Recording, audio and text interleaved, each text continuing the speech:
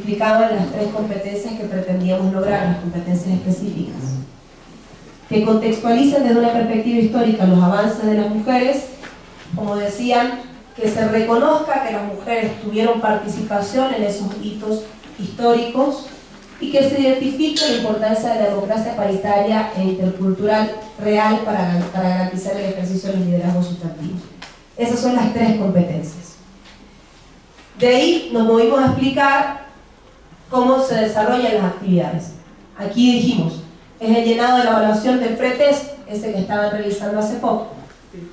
Ese formulario, que va a estar disponible ahorita para que ustedes lo revisen, nos darán un feedback de cómo de si lo ven adecuado, si la pregunta está mal redactada, está mal completa, si la consideran una pregunta necesaria, innecesaria. Por ahí en 5 preguntas debe acabarse el pretest y punto. La otra parte de la actividad asincrónica, es decir, que ustedes tienen tiempo para hacerlo, tienen 5 horas para revisar. La cartilla no demora 5 horas de leerse, es una cartilla que debería estar resumida. En este caso, que es el módulo más largo, no debería pasar una cartilla a las 20 páginas. Nos hemos puesto como límite que todas las cartillas tengan 15 páginas máximo, y no son solamente letras, sino también tienen ilustraciones, etc. Estadísticas, infografía, etc. Entonces, esta es la más larga y como mucho va a tener 20 páginas. En la actividad sincrónica, en la guía metodológica, está la revisión de los contenidos, que es lo que ustedes tienen ahí en los documentos a disposición. Luego ya nos encontramos en la sesión virtual.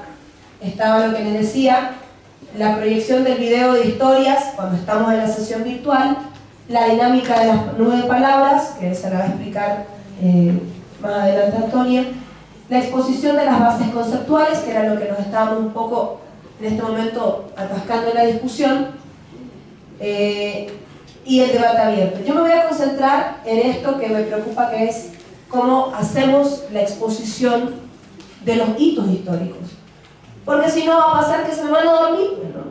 Me van a apagar la cámara, van a escuchar la clase mientras miran la novela, o mientras tengo que atender la guagua.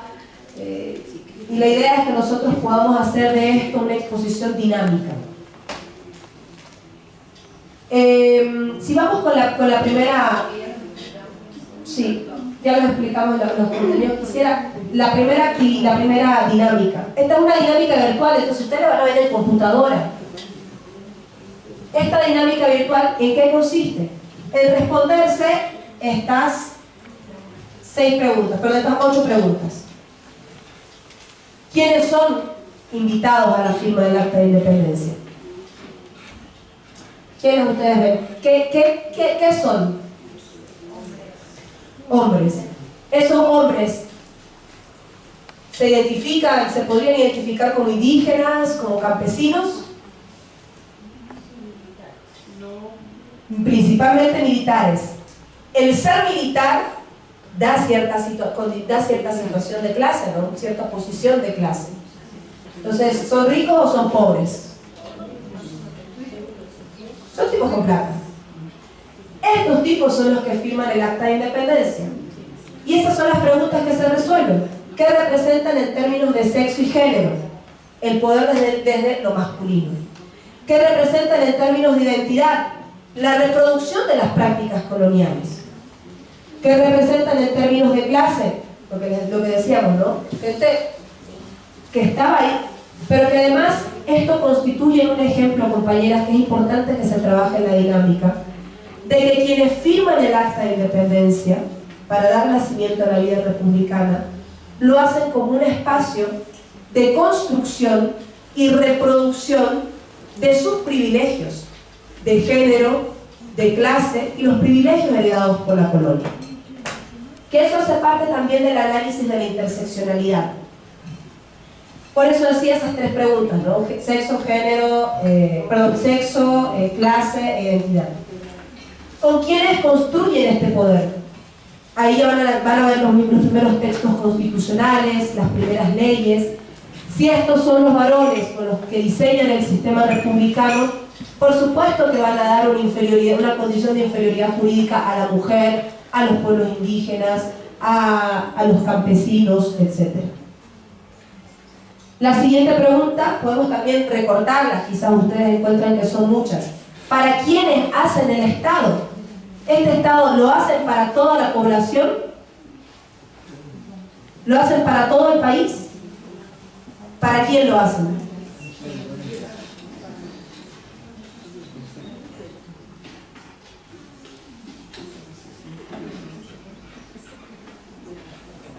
Estos hombres van a buscar democratizar la propiedad o van a defender sus privilegios de clase. Estos hombres van a democratizar la participación entre hombres y mujeres o van a defender sus privilegios de género. Entonces, es muy importante la foto porque la actividad consiste en que nosotros identifiquemos que con el nacimiento de la República se inicia la construcción de un poder político que está basado en la interseccionalidad de las opresiones. Ese es el mensaje principal. ¿Cómo incide esto en la vida de las mujeres, por ejemplo? Se puede discutir. Y si con el tiempo se ha logrado revertir esta brecha de desigualdad. Aquí la pregunta está dirigida para ustedes, compañeras, si creen que tenemos que priorizar algunas preguntas, mantenerlas todas, retirar algunas. Me parecería importante que allí nos puedan dar una ayuda. Esta es la metodología que les planteaba para la exposición. Son 4 diapositivas de estas muy similares. Les decía, en la exposición yo tomo un poco el tema de ciclos históricos de los estatales, pero también miro para la exposición 4 dimensiones que deberían estar presentes. Esta no es la diapositiva final por si acaso, es la metodología para la exposición del tema. Porque si fuera historia, yo no quisiera que la historia sea en 1825, luego en 1829, luego en 1945, no tiene sentido. La idea es que el módulo ayude a contextualizar la situación de la mujer, a contextualizar su lucha y sus conquistas.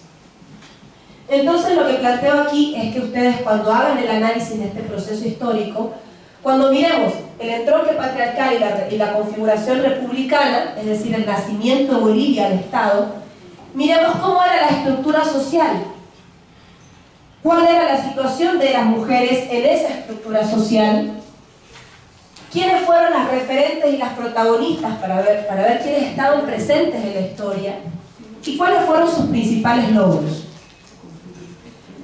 Hacemos el ejercicio. Por ejemplo, las formaciones sociales precapitalistas, tenemos un concepto inicial que es trabajado, si bien desde el marxismo, si quieren, no citan la fuente necesariamente, pero a mí me parece muy importante, porque habla de que la primera división del trabajo es la que se hizo entre el hombre y la mujer. Y el primer antagonismo de clase que aparece en la historia coincide con el antagonismo entre el hombre y la mujer en la monogamia. Y la primera opresión de clases con la del sexo femenino con el sexo masculino. Es importante identificar eso, porque es identificar que a veces nosotros tendemos a romantizar la situación de las mujeres previa a la colonia, y probablemente no en todos los pueblos indígenas era así. Nosotros tenemos pueblos todavía en los que son tremendamente machistas y patriarcales al día de hoy, y que probablemente eso se vio reforzado por la colonia, reforzado por la república, pero que no necesariamente significaba una vida en igualdad de condiciones para las mujeres. En otras naciones sí. Por ejemplo, cuando hablamos de los ejemplos de Bartolina Sisa y Tupac Katari, Bartolina Sisa peleaba junto a Tupac Katari, pero en otras naciones probablemente no. Entonces no quisieron universalizar ni romantizar aquello. Por eso es que Julieta trabaja el concepto del entronque patriarcal, que más adelante lo define. Es la base para la construcción de un sistema de múltiples opresiones del entronque patriarcal, que toma como punto de partida la idea de la naturaleza, el sexo como una determinante para ser destinataria de una posición en la sociedad. Perdón. Acá está. El entronque patriarcal como concepto permite explicar cómo una vez se encuentran el tronco patriarcal colonial europeo con el tronco preexistente en el continente, se reconfigura un nuevo sistema de dominación que se complementa, articula y entrelaza. No todas las mujeres vivían las mismas situaciones, pero este nuevo sistema de dominación que aparece con el entronque patriarcal tiene la tendencia a trascender ya a escala global. Entonces aquí tenemos el primer concepto, que es la división sexual del trabajo, el entronque patriarcal, cómo viene con la colonización el capitalismo y cómo se configura la república sobre esa base de las múltiples opresiones. Esa es la estructura social. Una base que tiene al capitalismo, que genera unas diferencias de clase, al colonialismo y también a partir de la división sexual del trabajo, el patriarcado. ¿Cuál era la situación de las mujeres? Esa confección de la interseccionalidad de las opresiones es importante porque ya en los primeros años de la República se refleja la patria potestad y la ciudadanía. Ahí está, a partir de la foto de la firma del Acta de Independencia, uno puede identificar el origen de la brecha de desigualdad de la participación política. Entonces, aquí está la estructura social, aquí está la situación de las mujeres, aquí están las mujeres referentes y protagonistas. Aquí vamos a encontrar, hicimos el esfuerzo de revisar también bibliografía por otras mujeres. Tenemos a Bartolina Sisa, a Gregoria Paza, pero en el norte de Potosí tenemos a Tomasina Silvestre, Isidora Catari. También está Isabel Huanca, también en la provincia, denme un segundito, no me encuentro acá la provincia, pero era básicamente también en el altiplano boliviano. Entonces acá ponemos no solamente los nombres de las mujeres, sino también cómo fueron resistiendo en la colonia. Luego mujeres en la lucha por la independencia, ahí tenemos los casos de Juana Zurduy, por supuesto, con los ejércitos patriotas del sur, las Amazonas. Nombres en Santa Cruz, Francisca Barrera, Andrea Arias, en Potosí, Simona Manzaneda, Úrsula Boisuet y Vicenta Justari en La Paz, Teresa Bustos, en Chuquisaca y otras. Entonces ahí hacemos énfasis en cómo las mujeres participan en la resistencia colonial y en cómo las mujeres contribuyen a luchar por la independencia. Y aquí en los logros, bueno, la independencia y el nacimiento de la República, pero que en el fondo significa la reconfiguración del sistema de opresiones. Eso es en este periodo histórico. En el siguiente periodo histórico, en el ciclo estatal liberal y nacionalista, aquí ya vemos otra formación de la estructura social, que ya es cuando se desarrolla la minería del estaño en Bolivia, cuando se empieza a formar de forma embrionaria el proletariado, cuando hay crecimiento en los centros urbanos de las clases medias. En esa estructura social, ¿cuál es la situación de las mujeres? En el ciclo liberal se promueve el acceso a la educación y eso es el punto de partida para el origen de mujeres en las clases medias y acomodadas que empiezan a reunirse a partir de círculos intelectuales como el Ateneo Femenino, inspirados en la figura de Adela Zamudio.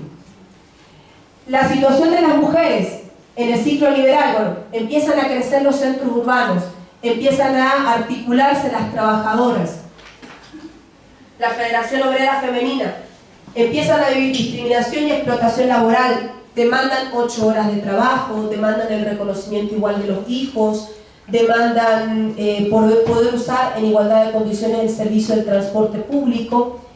Y esta situación de las mujeres es la reivindicación donde las principales protagonistas son los primeros sindicatos de mujeres afiliados a la FOL. Entonces, si se fijan, existe una relación entre el contexto histórico, la situación de la mujer, cuáles son sus protagonistas y qué logran.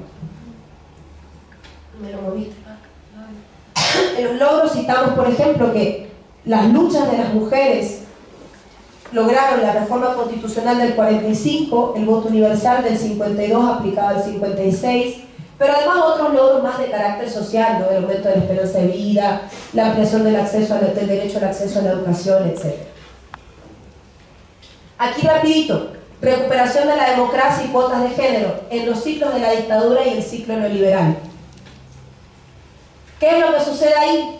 Aquí hago énfasis en algo, porque en la dictadura del general Banzer es donde se produce el mayor proceso de concentración de tierras, y hay un libro de Jimena Soruco que se llama Los varones del Oriente. En ese libro, cuando uno revisa la estadística de la dotación de tierras del Estado en la dictadura de Banzer, se da cuenta que ahí fue donde se repartieron tierra a todos los parientes y además consolidaron la burguesía cruceña a partir del uso de la tenencia de la tierra. ¿Cómo afecta eso la vida de las mujeres? Bueno, aquí está. Asentado principalmente en la concentración de tierra en pocas manos, en la expoliación de las tierras, escuchábamos permanentemente que durante el neoliberalismo todos los estudios de Naciones Unidas decían la pobreza tiene el rostro de mujer. Y parte del origen de que existe esa consigna está precisamente en la acumulación de la tierra en pocas manos y en esa dotación irregular de la tierra. Entonces, por eso es que lo conecto. El ciclo neoliberal, la privatización de las empresas estatales y el empobrecimiento de la población, donde las mujeres son las principales afectadas, porque ahí, por supuesto, si el Estado contrae su participación en la economía, no tiene garantías, no tiene capacidad para garantizar el ejercicio de los derechos a las mujeres. Entonces, en esta estructura social, esta es la situación de las mujeres, sus referentes y protagonistas durante las resistencias a las dictaduras, el Comité de Amas de Casa del siglo XX, donde su principal referente es Domitila Barrios, mujeres militantes de izquierda, donde aquí discutíamos la subordinación de las luchas de las mujeres a la lucha de clases, porque teníamos un techo, ¿no? O sea, discutíamos en la década de los 70 si se tiene que subordinar, cuando se empezaba a hablar de feminismo, si se tenía que subordinar a la agenda del partido, a la lucha de clases, o se podía desarrollar en paralelo. Le pongo así como esas pinceladas para ver algunos logros principales. En las cartillas está mucho más completo, por supuesto. Y me salto rápidamente al Estado plurinacional y el proceso de cambio, donde se plantea, de acuerdo a la Constitución, un nuevo modelo económico, donde el Estado tiene un rol protagónico en la economía y su principal atribución es contribuir a la democratización de la riqueza, donde el Estado tiene el deber, en representación del pueblo, la custodia de los recursos naturales, donde existen empresas del Estado, etc. Un modelo económico que pone además al ser humano en el centro de la planificación. En la estructura social vemos también la pluralidad jurídica, la democracia intercultural y paritaria, el Estado plurinacional, los procesos de descolonización y despatriarcalización. Aquí ya hacemos un análisis más actual de cuál es la situación de las mujeres en el Estado plurinacional. La despatriarcalización con avances, con retrocesos, con desafíos, algunos se plantean aquí en el módulo. Sus principales referentes y protagonistas, hago un énfasis principal en el movimiento de mujeres presentes en la historia por los logros alcanzados durante la Asamblea Constituyente, mujeres campesinas, obreras, urbanas, y algunos principales logros identificados: paridad cuantitativa, acceso a la tierra, la titulación de tierras pasó del 15 al 46% entre el 2006 y el 2018, acceso a la tierra para mujeres, ¿no? Antes el 15% de los títulos agrarios eran para mujeres, ahora es el 46%. El paquete normativo para garantizar la participación política de la mujer y una vida libre de violencia, donde están también el desarrollo, en las cartillas tienen el desarrollo, no de toda la ley, sino de las características principales de la ley. ¿Y qué es lo último que hago? No está aquí, pero esto ya es el ejercicio, pero lo último que hago es un breve análisis de cuánta participación cuantitativa tenemos en la Asamblea Legislativa, en el órgano ejecutivo, porque ahí está reflejado lo que les decía esta mañana. Tenemos 47% en la Cámara de Diputados de mujeres, pero al momento de ocupar comisiones, solo el 25% de las mujeres ocupan comisiones. La paridad no solamente es para cargos electivos, es para todos los espacios en el Estado. Y sin embargo, hemos normalizado, compañeras, que apenas el 17% de las mujeres participen en el órgano ejecutivo en ministerios y viceministerios.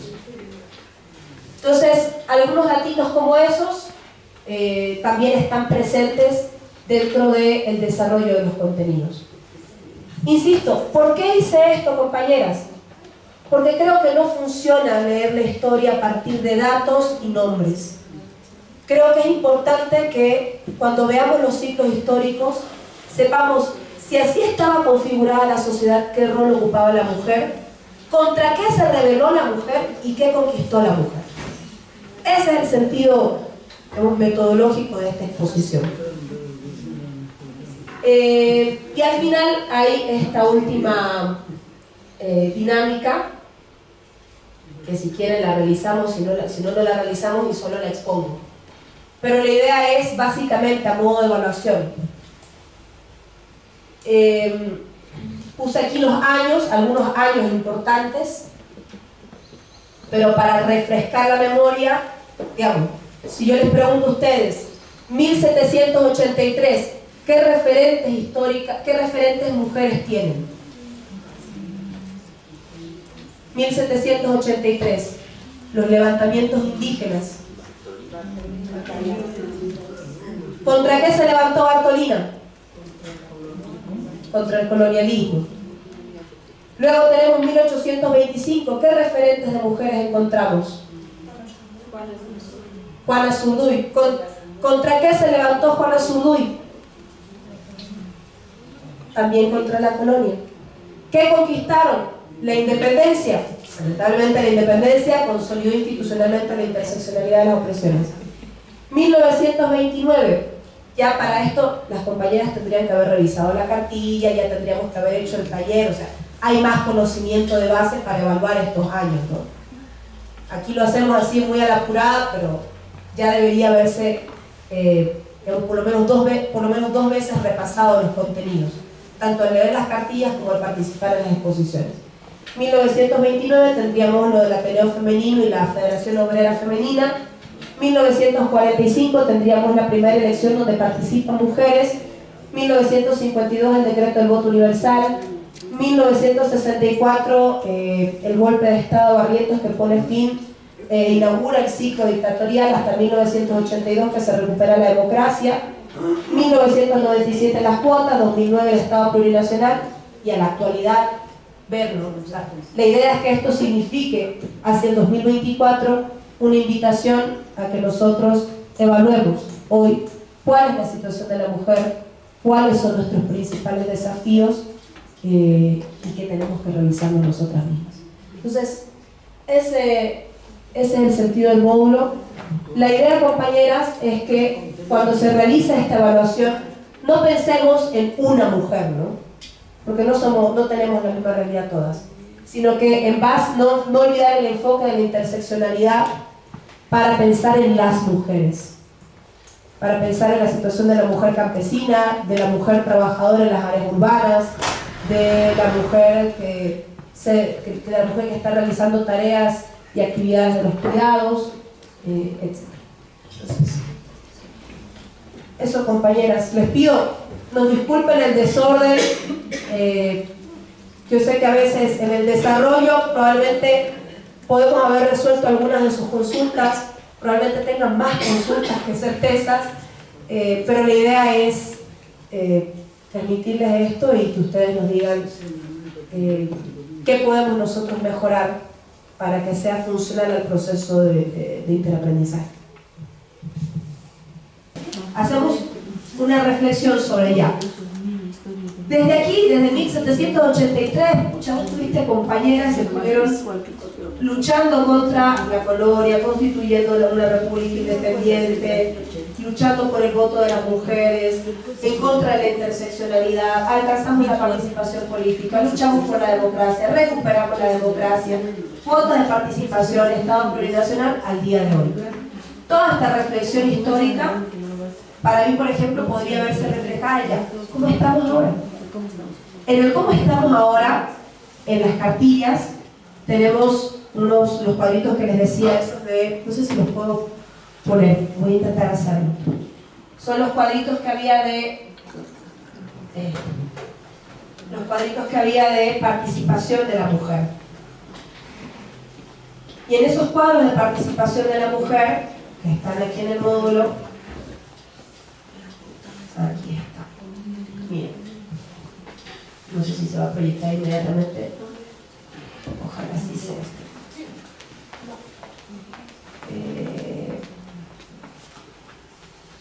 Denme un segundito, por favor. Estoy sufriendo. A ver, aquí por ejemplo les planteaba, no sé si se va a ver bien, se va a lograr ver bien. Actualmente, participación de mujeres en el órgano ejecutivo. Aquí ya deberíamos instalar el debate sobre la reflexión. Bueno, que también se va a trasladar con lo que decía Lucía, porque en algún momento en el módulo 6 vamos a tocar, bueno, ¿qué está pasando? ¿Por qué en La Paz permitieron que inscriban 5 hombres como titulares cuando correspondían mujeres? Y hoy son asambleístas departamentales. Entonces esas cosas las tenemos que discutir porque hacen parte de nuestra realidad. Aquí, participación de mujeres en el órgano ejecutivo, agosto 2024. Son 17 ministerios, 58 viceministerios, 75 carteras. De 75 carteras, las mujeres tienen 13. El 13%, el 17%. Entonces ya, a ver, ¿cómo ajustamos esto? Aquí viene la otra reflexión. ¿Hay normativa base para cuestionar esto? ¿Hay normativa base para cuestionar esto? La ley del régimen electoral no solamente dice que la paridad debe aplicarse a cargos electivos. Tenemos herramientas para cuestionar esto. Entonces ahí nos podemos conducir nuevamente a la práctica.